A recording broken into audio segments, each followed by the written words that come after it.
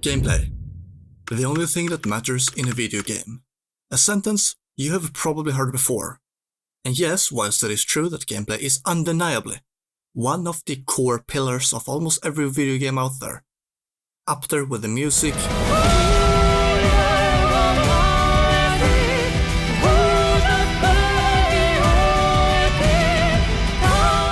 art direction,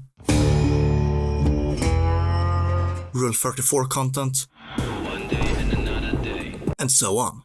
But is it right to label gameplay as the defining factor for what either makes or breaks a video game, mattering far more than literally any other aspect of what a video game generally consists of? I mean, surely it must be correct, right? It literally consists of the words game and play. Last time I checked, you play video games. So, case closed, right? Well, not necessarily. Because if you were to ask me, the arbiter of game design, if I consider gameplay to be the thing that either makes or breaks a video game, I would answer no. No, it is not. So, what is it then? What is it that I consider to hold more value than gameplay? Well, the answer is... that is complicated. Yeah, I know. Boring answer. But hear me out, okay? So, let me ask you this. Just how many times have you heard some guy online say, well, so long as gameplay is good, I'm gonna buy it. Only for them, when there's a game that releases which the large majority of gamers consider to have very good gameplay, well, do these people then proceed to buy the game? In my experience, no. No, they do not. Most likely opting instead to buy the most recent release on the 18+ section on Steam. Again, for the 69th time. But to go a step further, if you were to strip a game of everything besides the gameplay, do you believe it would still hold up? Would you rather play this stripped version of a game you find to have amazing gameplay, over a game you consider to have decent gameplay, but is still allowed to keep all its key components? Well, for me the answer is quite obvious, for I would, to the surprise of probably nobody I'd assume, pick the latter option. I mean, me choosing the first option would literally go against this entire video. But that being said, I doubt I am completely alone in choosing the latter of these two options.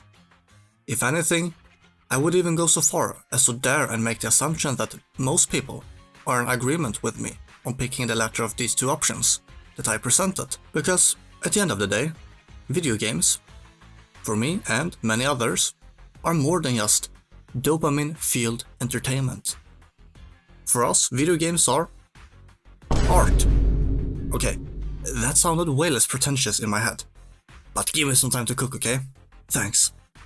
So what exactly do I mean by this? Well, to put it another way, there isn't really one particular thing which is the quote-unquote most important in a video game, be it gameplay or anything else, because the thing that will end up being the so-called most important thing will always depend on what type of game you, as a developer, have envisioned and are trying to make. So, let's say you are trying to make a horror game, as an example.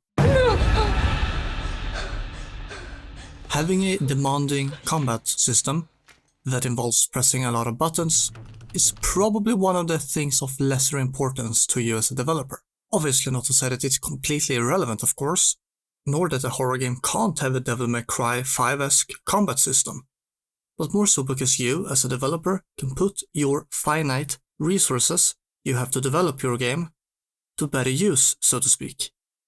And to continue with the horror game example, because I lack imagination at the moment, putting your resources into creating the ideal haunting atmosphere or perfecting the ever-lingering sense of dread that you typically want your players to experience in a horror game are things that will obviously take a high priority. Oh, and for that one person in the back whose brain still runs on Microsoft Edge, no, just because I don't think gameplay is the end-all, be-all for video games, obviously doesn't mean I'm discrediting games that do in fact prioritize gameplay, because, let's be real here, because being able to create a game that's main purpose is to get those monkey brain neurons of yours fired up is in itself a really impressive accomplishment. But then, on the other hand, we also have the polar opposite. And I am of course talking about visual novels and text-based MMOs. Yeah, I know, the latter of those two game genres has been dead for literal decades. But there was a point in time when reading and writing was considered a form of gameplay. Well, I guess it still is, just not widely talked about. And you know what? People who played text-based MMOs back in the day probably had a great fucking time. And not because reading and writing is some amazing form of gameplay, because, let's be real, it isn't. How do I know that? Well, on account that the gameplay is literally reading and writing. I think that's all there is to be said. No, the reason text-based MMOs were popular was due to their insane level of imagination they could allow for. Probably akin to how it feels to play Dungeons and Dragons, to put it into perspective.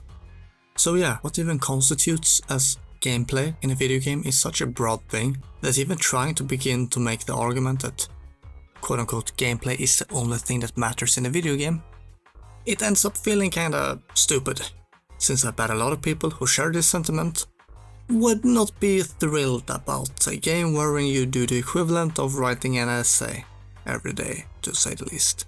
But even if we were able to come to a consensus that writing isn't a form of gameplay, there would still most likely be a lot of disagreement regarding what games have either good or bad gameplay.